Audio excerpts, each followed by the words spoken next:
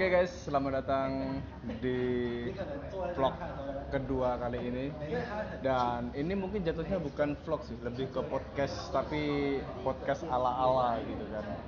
Karena ini gue lagi bersama caster kita, Bro Divan. Iya. Dan ini kita tadi sebagai kita recordnya apa adanya ya, karena tadi tuh apes banget gue, udah bangunnya kesiangan, terus apa mikrofon yang harusnya udah gue siapin malah ketinggalan bro. Jadi ya mungkin ini nanti editannya bakal agak noise ya karena kita lagi di tempat umum nih, kita lagi ada di cafe. Jadi mohon dimaklumi kalau editannya nanti nggak sebagus atau nggak sejernih sebelumnya guys. Dan di ini podcast pertama gitu deh. Oke. Iya makanya gue nanya nih, vlog pertama tuh yang lu Enggak, mana? jadi tuh kayak gua tuh pengennya bikin video-video kayak gini tuh nama channelnya IEC TV. Jadi di sono tuh bakal ada vlog. Ada kita podcast. Podcast tuh bisa ngobrol sama lu, nanti bisa sama tim atau player lain gitu loh, tentang ya komunitas atau tentang gameplay atau apapun itulah ya. Terus ada juga gameplay itu nanti rekordan hasil turnamen kita masukin ke channel kita. Jadi tuh tujuannya tuh biar mereka mungkin yang ketinggalan tuh bisa nonton di channel kita, atau mungkin pengen informasi terbaru mengenai turnamen mungkin tentang komunitas, itu mereka bisa nonton di channel kita juga gitu. Dan gue bakal tanya-tanya sama lo ini nanti kan ya.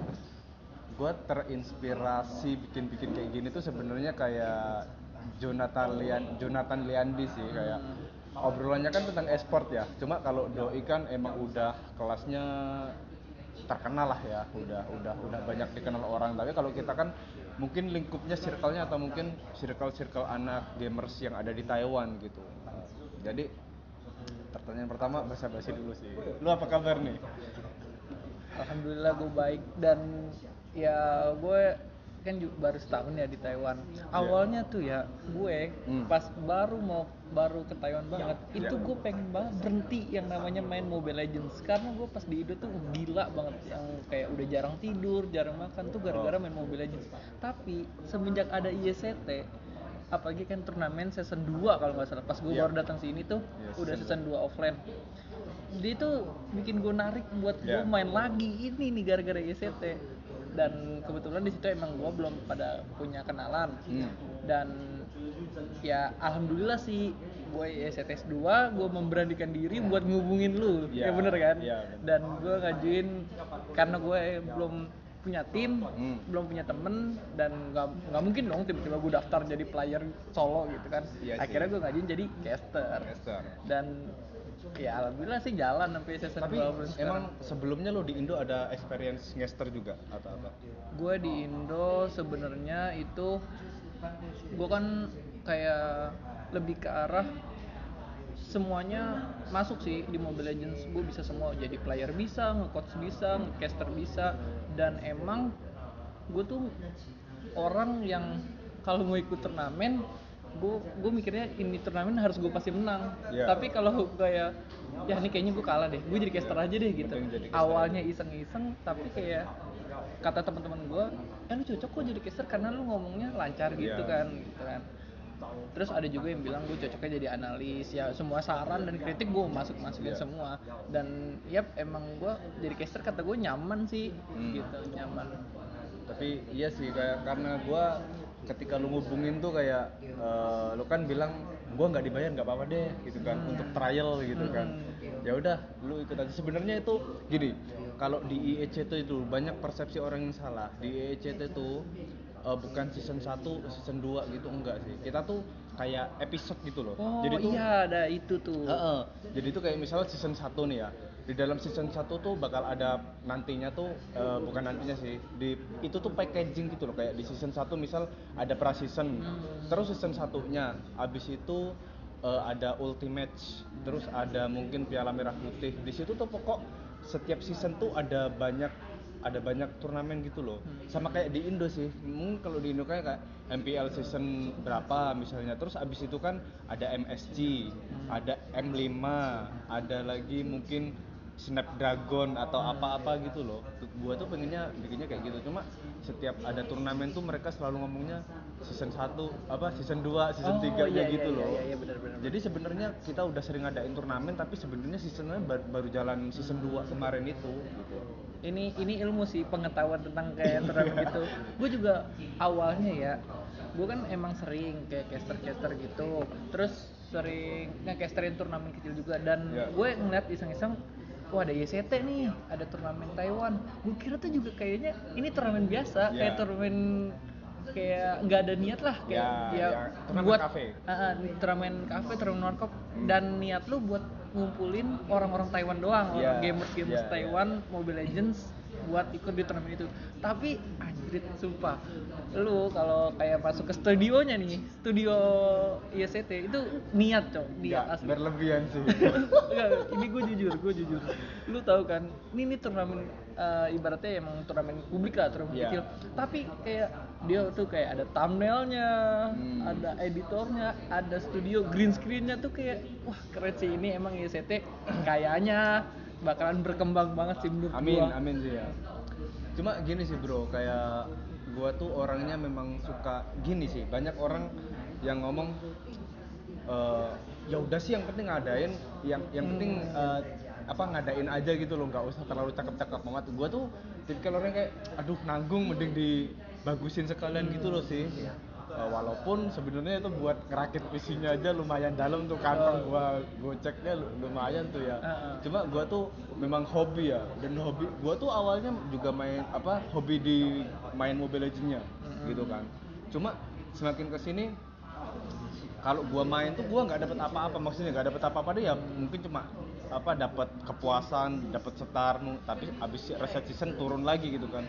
Gue tuh pengennya kayak gimana caranya gue nih dapat pengalaman lebihnya gitu kan. Terus terciptalah kayak turnamen pertama tuh dari komunitas, adalah salah satu komunitas komunitas e-sport Indonesia kita bentuk di sini nih. Terus kita mau ngadain turnamen atas nama tim itu, tapi itu nggak dibolehin karena ada nama manajemen di belakangnya. Jadi kayak kita tuh gimana caranya ya biar kita tetap bisa ngadain turnamen di sini gitu kan. Nah terus gua kumpulin lah anak-anaknya itu kan, kayak buat gimana nih biar kita tuh bisa ngadain turnamen atas nama Indonesia gitu. Ya udah kita bentuk aja komunitas e-sport yang ada di Indonesia. Terus nama bagusnya apa ya kira-kira? Di situ kita rembukan tuh tahun baru di Taipei gitu kan, di Chiang Kai-shek atau CKS gitu kan.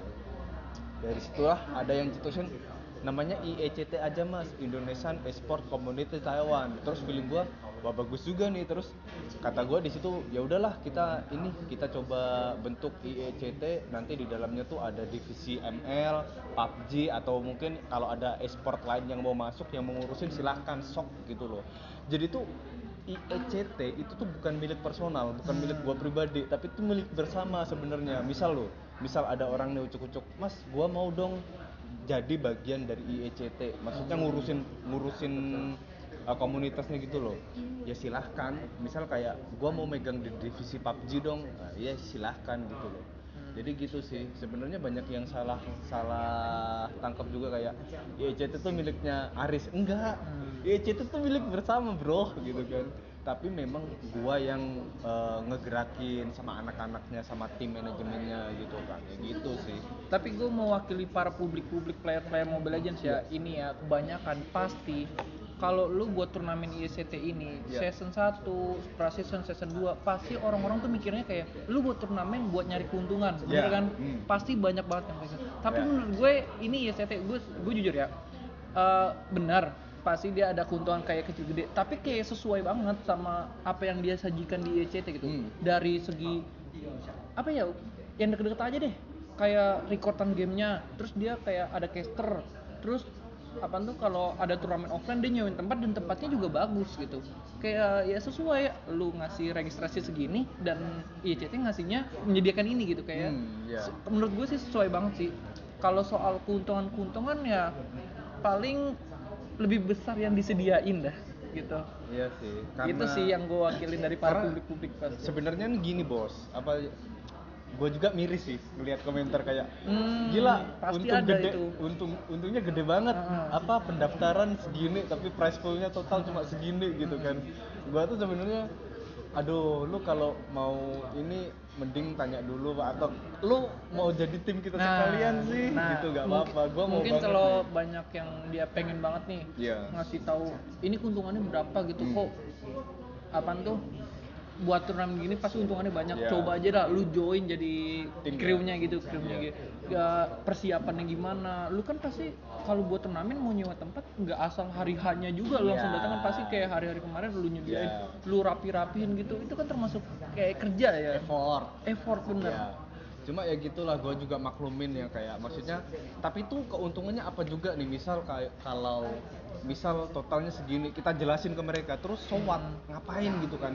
Karuan mending gue kalau mau buka ya buka ke tim gue aja, guys ini total pendaftaran segini, terus untuk gedung segini, piala dan medali segala macam segini, ini sisanya kita kemungkinan dapat segini, belum dipotong konsumsi panitia segala macam gitu loh.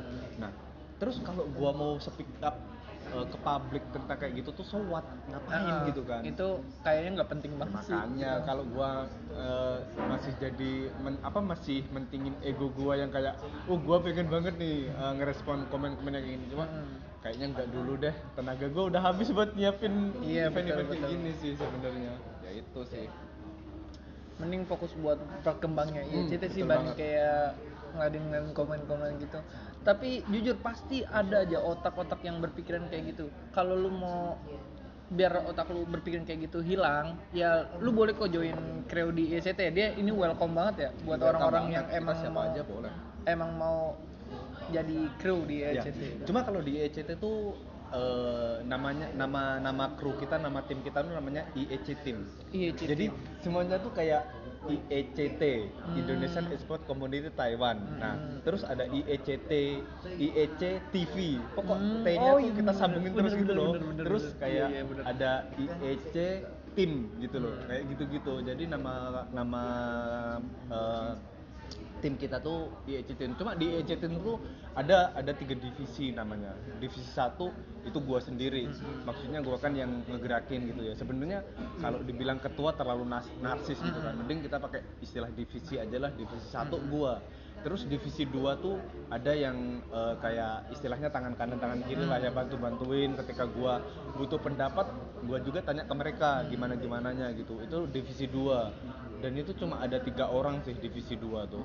3 orang. Terus ada divisi 3. Kalau divisi 3 tuh ya kayak yang megang admin lobby, apa namanya panitia lobby gitu, admin sosial media, admin WhatsApp segala macam gitu tuh, itu divisi 3 gitu sih. Tuh seputar tentang IECT. Nah, ini juga sih yang menurut gua kayak ini IECT tuh bukan sekedar kayak mau nyari keuntungan gitu, nggak sekedar mau nyari nama, tapi kayak emang niat banget loh, sumpah gua kagak bohong cok, kayak kagum banget gua sama IECT ini. Gini, gua potong sorry ya. Gak apa-apa. Gua kalau mau nyari keuntungan, ini gua jujur juga nih sama kalian ya guys ya. Gua kan ada usaha juga namanya Kang Justip. Itu kan salah satu sponsor yang ada di IECT juga kan. Gua tuh buka Kang Justip itu kan jasa titip Indo Taiwan ya. Sumpah, gue dengan buka kayak gitu aja, gaji gue di Taiwan tuh utuh bro, 100% utuh. Jadi gue jajan, gue beli makan, atau gue beli barang sesuatu tuh pakai dari keuntungan Kang Justip itu. Kadang dari keuntungan itu gue tuh masih nyisa gitu. Jadi kalau dibilang gue ngadain turnamen cari untung, kayak nggak worth it menurut gue. Karena keuntungan di turnamen tuh, ini gue boleh ngomong gini ya, kecil banget, sumpah. Itu pun kita masukin ke kas. Misal one day kalau kita mau ngadain turnamen gratis, pendaftaran gratis. Kita kan sering ada pendaftaran gratis kan. Ya itu kita ambilin dari kas juga. Terus terakhir yang turnamen gratis, turnamen yang Kartini ya itu ya? Kartini itu. Ya Kartini itu. Itu tuh cuma jatuhnya ke friendly match sih kalau itu. Friendly match. Terus mungkin ada juga pemikiran dari apa kita bilangnya netizen aja kali ya. Pemikiran dari netizen tuh kayak, tapi kan lu ada sponsor, uang sponsor pasti gede. Sponsor bener-bener. Nah, gini, gue sekalian klarifikasi ya soal gini. Jadi tuh sponsor masuk itu tuh nggak serta merta ngasih ini ya sekian dana buat lu, nama gua, produk gua tolong dipromoin, nggak gitu bos. Sorry, mohon maaf nih ya, karena sponsor tuh kadang kita kerjasama sistemnya. Kayak misalnya adalah salah satu vendor sponsor tuh yang oke, gua mau gabung tapi target penjualan produk kita per bulan harus mencapai segini ya. Nanti sekian persen dari penjualan produk itu gua alokasiin ke ini gitu loh. Itu salah satu sponsor. Terus ada juga sponsor lainnya lagi, beda merek. Oke, gua mau jadi sponsor. Cuma nanti gua hitungnya per install aplikasi ya. Jadi sponsor itu punya aplikasi tuh. Nah, lu kan banyak anggotanya. Jadi lu suruh anggota lu buat install aplikasi kita.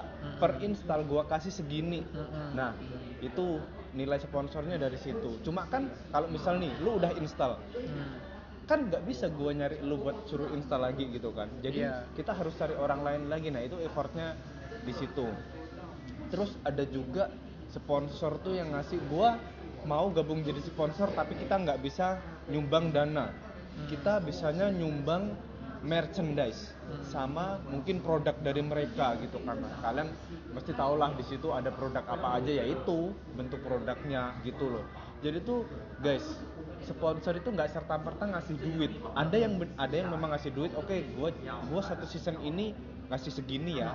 Oke, enggak, ya itu tergantung kitanya juga, kita mau ambil apa enggak. Ada sponsor juga yang kita tolak karena deal-dealannya nggak jadi tuh, bukan nggak worth it sih, maksudnya nggak imbang lah, karena ya gimana ya gitu, pokoknya nggak deal lah. Ada, jadi tuh sponsor nggak serta merta langsung duit gitu loh bro. Itu kan yang disalahin kayak orang, maksudnya kayak ya sponsor lu terus buat apa, maksudnya uang sponsor lu kemana ya itu sponsor tuh nggak serta merta berupa duit. Jadi tuh ada yang merch, ada yang produk, ada perlu yang berupa uang pun ada, tapi harus ada syarat-syarat tertentunya gitu loh. Nah ini juga gue tambahin sih, kayak gue kan sebelumnya emang jujur gue pernah jadi IO di game Mobile Legends juga di Indonesia. Cuman emang jauh banget lah sama ECT, kayak nggak seniat di ECT. Gue pure iseng-iseng sama teman-teman gue. Dan kalau penjelasan mau minta sponsor itu gue nyatain itu bener. Kalau lu mau minta sponsor dan lu harus ngasih apa ke sponsor gitu. Iya, kan? Gak mungkin sponsor ngasih pure, emang lu keluarganya dari sponsor itu kan itu. Pasti kayak dia mau timbal balikan. Itu jujur. Dan yang paling pahitnya, kita buat turnamen, planningnya sih enak-enak aja, kita bakal bikin. Tapi kalau nggak sesuai planning itu pasti kita yang ada namanya nombok, bro. Pasti kan. Soalnya itu pernah kejadian sih, gue nombok. Oke, lanjutin dulu. Nah, karena gue ekspektasi kayak udah mikirin nih, prize pool berapa, piala berapa, pendaftaran udah berapa, sponsor masuk semana. Itu tuh pokoknya indah banget pemikiran gue, kayak planning gimana. Tapi totonya, lah anjir kok kurang banyak. Mau gak mau ya gitu, teman-teman gue pada patungan nombok gitu. Itu sih yang gak enak dia jadi IO. Bener gak? Udah, gue ya sekarang ya. Oke, boleh. IECT pernah defisit 20.000 NT. Kan bener kan? IECT pernah defisit 20.000 NT. Ini yang nggak pernah kita buka ke publik. Soalnya gini loh, setiap turnamen apakah kita pernah ada untung? Pernah, pasti ada untung. Pasti ada. Ya, defisit pernah nggak? Pernah juga, gitu loh. Tapi apakah kita tuh harus keluar guys, gini guys, gua tuh ngadain event kayak gini, lu kira gua untung terus? Gua tuh juga defisit, gua tuh rugi juga karena gua nombokin ini. Ada yang overtime gedung, ada yang konsumsi, ada yang mungkin nanti alatnya kurang apa, itu kan dari kantong gua pribadi. Iya bener itu. Cuma kalau gua bikin video terus gua up ke publik tuh so what? Ngapain? Seperti poin gua tadi yang pertama sih, ngapain gitu. Jadi gue tuh kayak gue pendem sendiri, ya udahlah, ntar kalau ada kelebihan atau keuntungan dari turnamen ya kita masukin ke kas gitu kan, atau mungkin kita upgrade ke PC. Ya gue minta 1.000-2.000 buat nambahin RAM atau mungkin storage gitu kan, boleh lah ya gitu kan. Nah terus kalau seumpama defisit ya kita tutup pakai kas. Kalau kas itu masih nggak nutup ya kantong pribadi dong. Masa setiap tim gue tarikin, kan mending doi nggak mau. Gila, gue udah tribut, gue udah kontribusi di komunitas, masih aja dimintain duit. kan gue nggak setega itu. Jadi ya udahlah, gue nikmatin aja ya. Pahit manisnya ya gue jalanin aja gitu sih. Kalau soal tombok menombok kayak yang lu bilang tadi itu sih. Tapi ya itulah obrolan seputar ini ya, komunitas IECT ya. Terus ini sih paling gue mau ngobrolin lagi tentang event yang akan datang. Apa tuh event yang akan datang? All Star, IECT All Star. Nah, gue belum tahu nih. Coba lu jelasin dulu. Jadi IECT All Star kan yang posternya udah naik kemarin. IECT All Star tuh yang mana ya? Yang terbaru. Gue belum up to date nih. Coba lu jelasin. Ya, jadi tuh ya sama sih. Ini turnamennya online tapi pendaftarnya 22.000 sama kayak offline. Nah, cuma keuntungannya di sini. Price poolnya lebih gede. Karena kita kan nggak perlu ngeluarin budget untuk gedung bener. sama konsumsi. Jadi itu kita lebih fokusin ke ininya, ke hadiahnya, prize poolnya. Terus prize poolnya juga yang awalnya itu cuma 4 besar, sekarang kita ambil 8 besar gitu kan. Cuma nanti di 8 besar itu matchnya jadi satu lokasi gitu. Bukan jadi satu lokasi sih, maksudnya per tim itu mainnya di satu lokasi gitu loh. Iya. Oh, itu 8 besar dikumpulin jadi offline? Enggak. Jadi kalau mereka udah masuk 8 besar, kan kualifikasi itu di minggu pertama. Di minggu keduanya itu mereka match day itu 8 besar, mainnya di satu lokasi. Maksudnya satu lokasi itu per timnya. Per timnya tuh kalau main jadi satu tempat gitu loh. Bukan satu lokasi, satu tempat.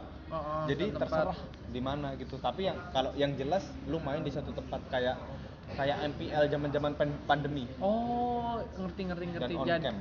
oh iya tujuannya itu biar on cam, biar kita tahu siapa nih yang main 5 orang dari tim tersebut. Oh gitu. Cuma gini, kemarin banyak juga yang protes kayak kan IECT kemarin nge-ban 2 tim ya. Dan itu cukup rame dan dapet sorotan dari teman-teman yang lainnya.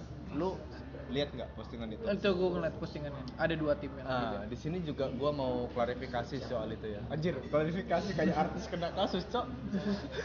Ya itu sih, gue pengen ngelurusin aja. Sebenarnya gini, nge-ban itu nggak serta-merta mereka nggak boleh ikut lagi event kita. Enggak, cuma kita tuh pengen istirahatin mereka beberapa match aja, beberapa event aja gitu. One day kalau udah kondisinya udah stabil lagi nih, kita bakal unlock, kita masukin tim mereka lagi. Soalnya ya jujur aja, tim mereka tuh kuat banget, gua akuin. Ya kalian pasti tau lah ya guys ya, tim yang gua maksud itu RSL J9 sama RSL PSG Talon kemarin yang jadi champion sama runner up di IECT season 2. Oh iya benar. Itu kan RSL C9 itu kan kemarin di Prasisten jadi juara. Di eventnya Filipina TMC atau apa gitu, itu jadi juara juga. Terus kemarin itu jadi juara juga gitu. Terus ya kita sebagai istilahnya apa ya, organizer mungkin ya. Ya kita kan pengennya yang stabil. Maksudnya bosan yang juara itu aja, bukan bosan sih. Kalau bosan terkesannya gimana ya, pengennya tuh kita kasih kesempatan tim lain buat juara gitu loh. Lu ngerti nggak sih maksud gue? Ngerti. Jadi tuh ya mungkin terkenal diskriminasi ya, tapi tuh gini, koreksi kalau bahasa gue salah ya. Maksudnya tim-tim underrated yang belum pernah nyentuh 16 besar atau mungkin 8 besar aja belum pernah selama kita ngadain event. Kita tuh pengen kasih kesempatan mereka buat perjalanannya tuh lebih mudah gitu loh. Bukan lebih mudah sih, maksudnya kayak ya agar mereka tuh lebih pede gitu loh. Karena tuh kayak kita kecuali ini C9 sama si PSG Talonnya tim yang jago banget buat nggak ikut. Jadi mereka nih biar mentalnya lebih kebentuk, biar lebih pede gitu loh. Jadi kemungkinan besar dia masuk minimal Betul. kayak 8 besar semifinal itu ada gitu. Betul, itu. Gua tuh pengennya kayak gitu. Bukan gua nih benci atau apa rasis, enggak gitu. Gua tuh pengen kayak ngasih kesempatan tim-tim kecil istilahnya ya, yang belum pernah ngerasain kayak masuk 8 besar atau apa, maksudnya ya intinya pengen ngasih kesempatan tim lain buat menang dulu gitu loh. Nanti kalau satu event, dua event udah lolos, maksudnya udah jalan, kalau C9 sama PSG Talon kalau mau masuk kita masukin lagi kok, kita unlock gitu loh.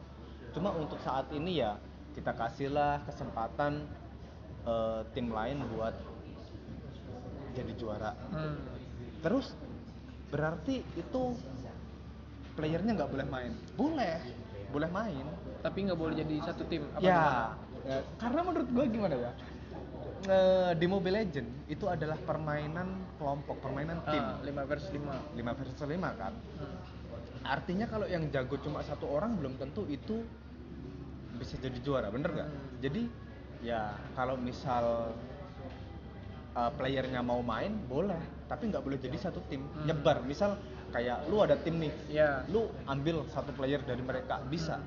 Maksimal satu ya, nggak boleh dua. Maksimal satu. Ya. Oke. Berarti Kalau- maksimal di tim barunya itu dia cuma dua orang Nggak gitu. boleh. Gimana maksudnya? Maksudnya dua orang kan lu mau ambil dari PSG Talon 1, dari C9 1 gitu kan. Oh gitu ya. Itu nggak boleh. Oh itu nggak boleh. Tetap cuma satu. Jadi tuh per tim cuma boleh, kalau misal mau ngambil player itu ya ambil satu. Oke. Kayak gitu sih. Mungkin klarifikasinya cuma kayak gitu aja sih guys ya. Jadi itu kita nggak serta merta nge-ban mereka dari game kita, enggak. Cuma ya kita pengen ngasih kesempatan tim lain buat main. Itu yang mau kita lurusin sebenarnya. Tapi menurut gue ini worth it banget sih, soalnya sebelum ada IST peraturan di band-band ini juga banyak banget turnamen-turnamen yang kayak gitu. Ini menarik. Lu ada lagi nggak? Soalnya ya gue lihat ya dari kayak berita-berita internasional lah, itu yang terbesar. Ada orang yang jago banget itu kalau nggak salah game apa? Game CS:GO kalau nggak salah. Dianya yang di ban, dia nggak boleh ikut turnamen. CS:GO itu personal bukan? Personal kayaknya. Personal. Dianya tuh kayak saking jago banget sampai disangka dia itu nge-cheat. Okay. Soalnya dia saking jagonya banget dan akhirnya dia di-ban. Dan ya dia turnamen tetap jalan, cuman dianya nggak boleh ikut serta soalnya emang memberi kesempatan yang lain untuk menang. Itu sih. Gua lanjut ya. Gua tanggepin apa respon lu tadi. Sebenarnya IECT itu dapat ide-ide kayak gini nih, kita tuh sharing sama komunitas lain. Betul.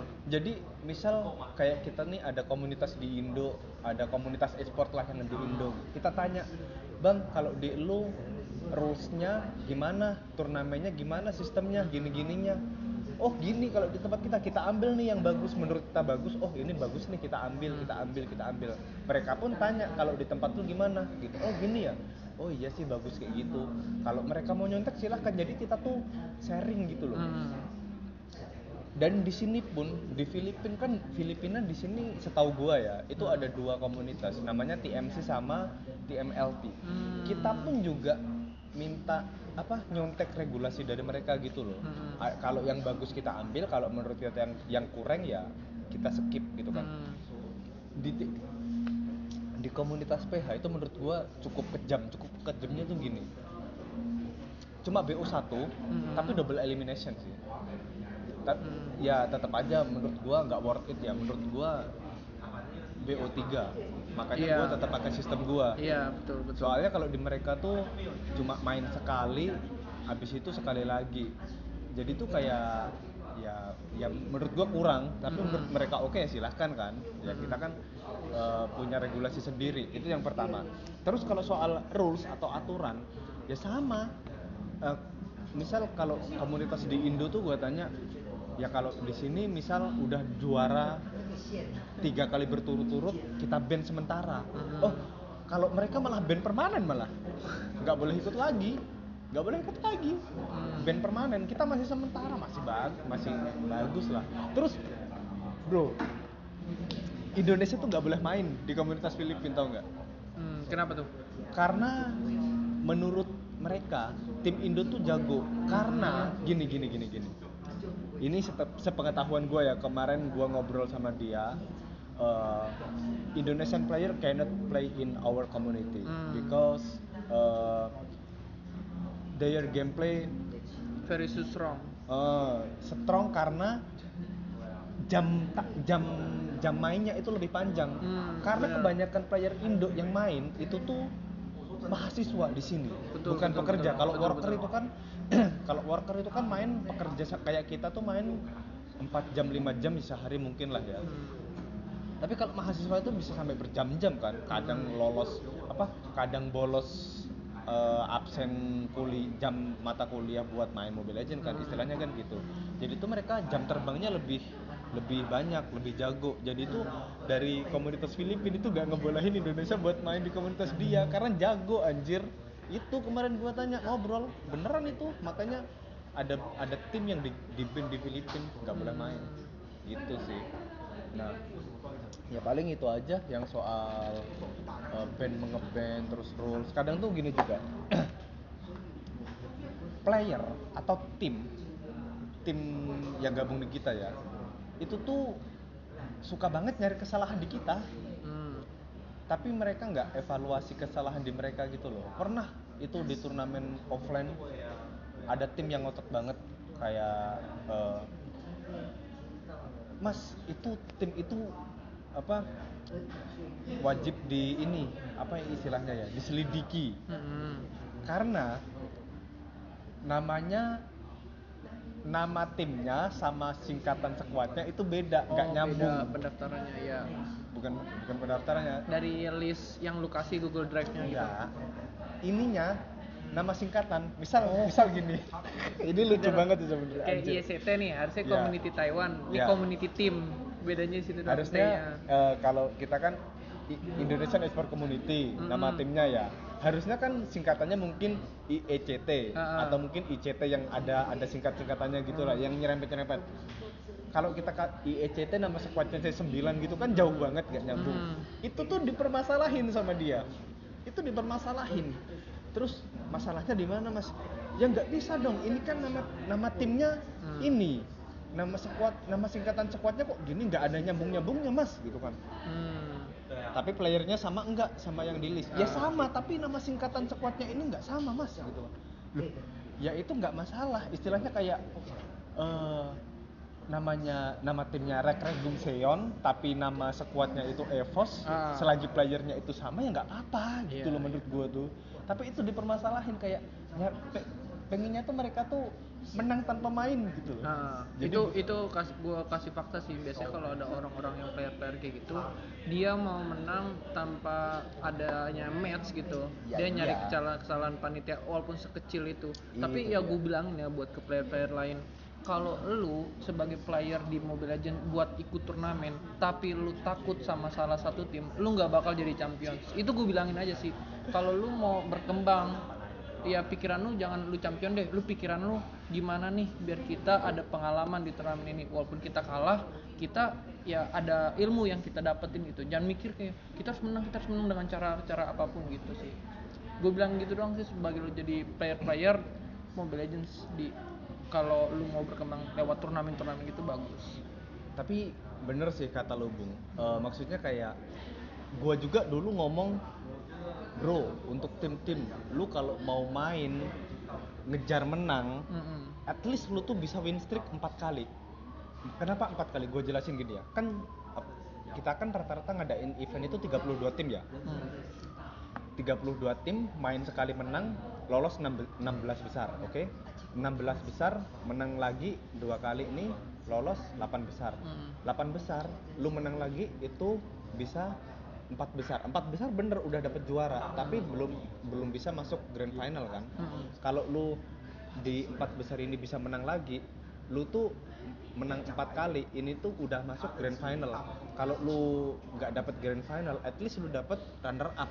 Hadiahnya masih worth it lah, masih gede lah. Nah makanya gue make sure buat tim yang pengen menang tuh gue bilang ke awal, kalau lu main cuma pengen nyari menang, itu di make sure dulu tim lu bisa menang 4 kali gitu kan. Tapi kalau lu main cuma untuk ngetes kekompakan tim lu, ya silahkan gabung gitu kan. Ada tim yang menurut gua tuh kebal, bandel. Dari dulu tanding ini, sorry ya, bukan gua ngenyek, cuma gua salut sama tim kalian guys.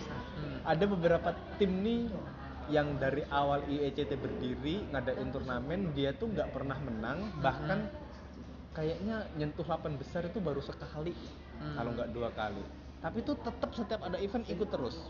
Gue sebutin aja namanya, Hokage. Kebal itu tim. Hokage itu gue kan casterin itu 2 kali ya, Yeah. kalau nggak salah. Yang pertama Hokage itu di season 1 itu emang gue jujur itu agak kurang. Nah pas di season 2 itu kayak perubahan rotasi, Lumayan, ya? roster banget sih. Wah itu keren banget sih. Itu apalagi di offline dia kalau nggak salah dia lawan RSL nggak sih? RSL yang Wers. Iya. Oh itu yang nganu, itu Wolves atau Hokage ya? Itu Hokage lawan RSL sih. Soalnya di situ ada soalnya yang gua kenal. kadang tuh ada tim yang mecah kayak Hokage nih, mecah beberapa timnya tuh, beberapa playernya dia Wolves, tapi tetap satu manajemen gitu loh. Oh gitu. Itu terus ada lagi juga selain Hokage tuh ada juga OBB dulu tuh buat masuk 8 besar aja udah ngos-ngosan susah. Sekarang gila, jago banget anjir. Kemarin aja masuk 4 besar. Pas awal juga pas ada OBB itu gue belum tahu sama OBB. Tapi pas dia masuk final tuh pas lawan C9 ya. OBB Itu NVS Precision. tuh. Never Surrender. Bener-bener dia nunjukin nama timnya sesuai Never Surrender. Iya. Dulu Keren sih namanya masih gameplaynya. OBB ID sama OBB TW dulu. Sekarang OBB Sport sama OBB NVS. Itu gitulah pokoknya, banyak tim underrated yang dari dulu main sampai sekarang belum pernah menang tuh tetap daftar terus. Salah duanya yang gue sebutin itulah, tapi banyak kok tim-tim lain juga yang kayak gitu yang mungkin nggak bisa gue sebutin karena gue lupa ya. Terus ada juga tim yang sebenarnya mereka nih bagus, kalau mau improve dikit aja mereka bisa kemungkinan jadi, ya mungkin jadi juara 3 atau 4 bisa lah. Cuma mereka mungkin kapok atau mungkin malas ya, jadi mereka memutuskan nggak ikut lagi. Itu ada sih, ada beberapa tim gitu juga. Tapi ya gitulah, tiap tim juga kan mental mainnya juga beda-beda ya. Ada yang kalah bertubi-tubi tapi mereka tetap main terus sampai mereka grow up istilahnya. Ada juga yang tim baru kalah sekali 2 kali terus sudah nggak mau main lagi, tuh ada juga sih. Nah, tapi biasanya nih gue ya sebagai player ya. Kalau lu kan IECT ini udah lama nih. Gue kan baru tahu tim-tim yang udah masuk 8 besar semifinal. Dan yang lu sebutin tadi tuh gue agak belum tahu soalnya gue baru terjun ke IECT. Nih, gue nih sebagai player biasanya kalau ikut turnamen, misalkan kalau tim ini, gue sama tim ini kalah, tapi gue ikut lagi dengan tim yang lain, mungkin kayak gitu kali.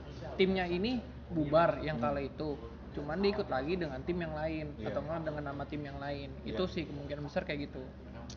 Ya intinya kayak nyari chemistry mungkin lah ya. Nyari chemistry.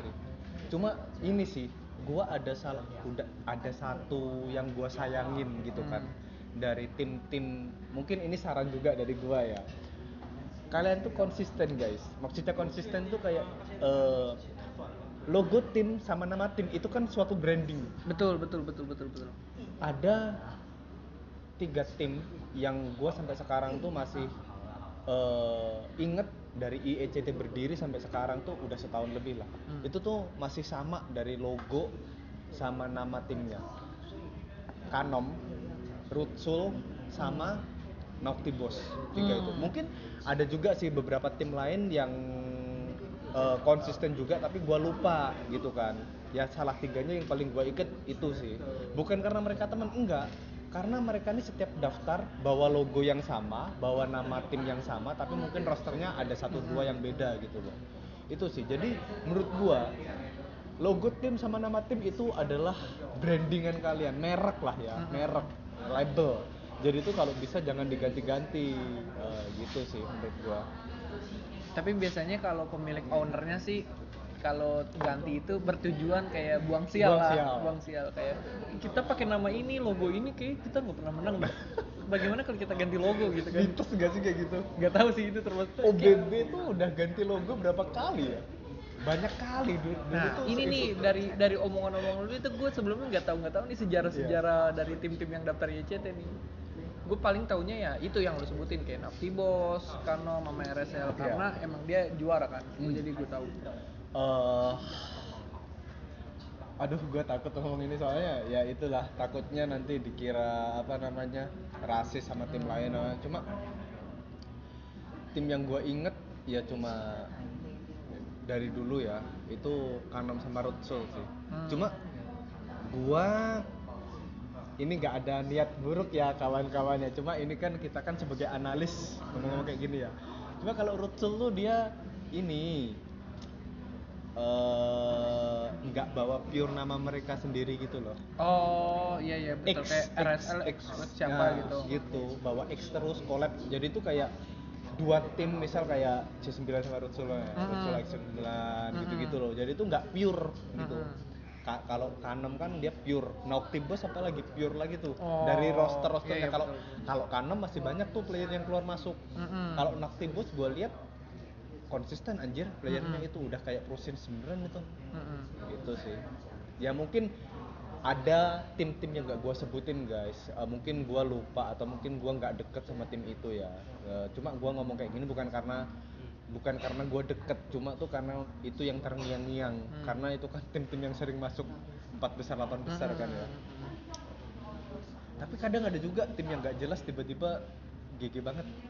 Kayak C9 gue awalnya nggak tahu C9 tuh. Kalau gue kan tahu sih C9. Gue dari Indo tuh gue udah tahu C9. Gue nggak tahu soalnya kan itu C9 tuh baru ikut pertama kali tuh pra-season kemarin itu, yang pra-season yang online. Ini tim kata gue nggak niat, kayak maksudnya Kak logo timnya ada nggak, kata admin gue, dikasih logo hamster. Oh nah itu juga ini kan gue pernah jadi player juga di Indo. Ada player yang dua tujuan nih buat ikut turnamen. Yang pertama dia udah ngebawa tim auto win atau pengalamannya yang udah gede lah. Dia cuman bertujuan untuk mendapatkan prize pool. Itu ada tim yang kayak gitu. Gimana tuh maksudnya? Jadi dia daftarin tim yang emang orang-orangnya udah pasti auto win, udah full jago. Dia mikirannya udah tapi bukan pengalaman tapi lagi. Tapi awalnya nggak satu tim. Awalnya nggak satu tim. Player jemputan gitu nggak sih? Ini udah gue kasih tau dalam-dalamnya. Jadi kan kalau di Indo gue tuh ada grup joki. Grup joki player tuh emang isinya udah jago lah, udah di atas rata-rata. Nah di situ tuh biasanya orang iseng kayak ada turnamen nih 5 juta, ada yang mau ikut gak gitu, dicari atau player-player XP, Goten semuanya di. Nah akhirnya kebentuk tim, dinamain lah nama timnya apa gitu buat ikut turnamen. Itu pasti disaring banget yang didaftarin yang jago-jago doang. Nah tujuan di ikut turnamen bukan buat pengalaman lagi, buat nyari duit langsung. Itu dia tujuannya pasti prize pool. Soalnya kan kalau penjoki gitu kalau main game bukan ngejar bintang lagi, ngejar duit, udah ngejar duit. Kayak 1 bintang tuh dibayar. Tapi ada juga yang menurut gue nih, bukan menurut gue, emang faktanya lu kalau penjoki global, kalau lu dapet bintang lu dibayar, tapi kalau lu bintangnya turun itu lu harus rugi, denda, lu kena denda di situ. Nah itu tuh ada 2, yang pertama dia udah ngincer prize pool dari tim itu, yang kedua dia menang kalah bodo amat, yang penting dia dapat pengalaman dari turnamen itu sih. Mungkin dari C9 itu adalah yang nomor 1, yang satu dia tujuan buat ikut turnamen ya buat nyari menang. Udah fokusnya dia mau menang, udah bukan pengalaman lagi. Anjir. Soalnya pengalamannya ya udah ada di rank gitu, udah bantai-bantai di rank gitu. Jadi buat ikut turnamen ya tujuan dia menang, bukan pengalaman lagi gitu. Jadi itu ya guys ya, obrolan kita seputar komunitas, maksudnya awal komunitas ini dibentuk. Anjir itu bisa ditutup ternyata, kenapa nggak dari tadi silau. Ini kayak gini bagus, udah tapi closing malah bagus. Asik. Ya jadi itulah obrolan kita mengenai tentang sejarahnya IECT gimana, terus keresahan gue sih sebenarnya. Gue nih ngajak ngobrol elu karena gue nih ada keresahan. Gue kayak maksudnya nih kayak gini. gue ada unek-unek nih, gue pengen nuangin keresahan gue, gue pengen bikin podcast aja lah, podcast ala-ala gitu kan.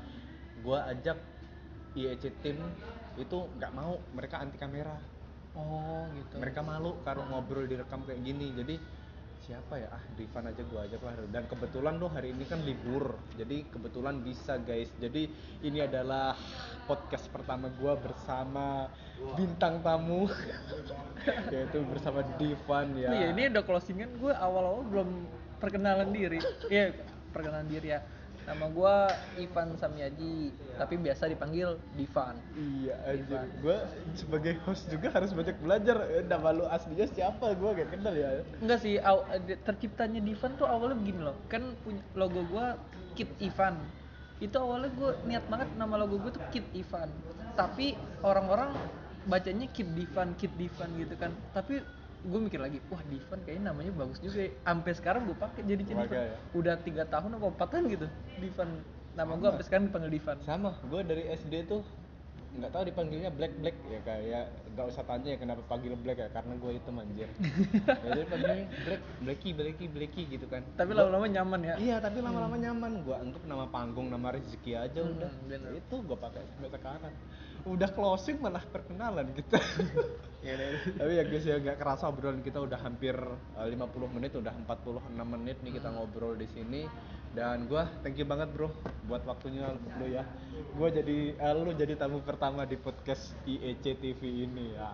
Jadi untuk temen-temen kalian coba komen, maksudnya kasih saran gimana, istilahnya tuh kayak Bang, bikin kontennya kayak gini, lu arahin nih. gini.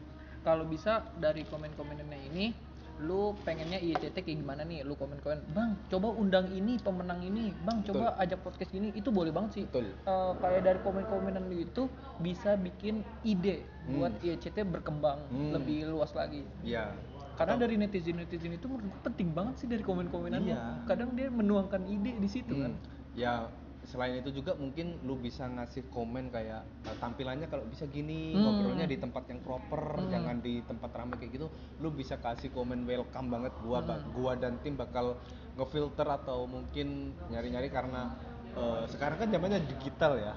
Maksudnya kita tuh kayak butuh banget lah kayak gini, dan yuk bareng-bareng kita kembangin IEC yang ada di Taiwan ini biar komunitas berkembang gitu. Jadi kalau bisa jangan saling menjatuhkan tapi sama-sama membangun gitu guys. Oke, jadi mungkin itu aja ya obrolan kita di sore hari ini. Kita kan recordnya sore.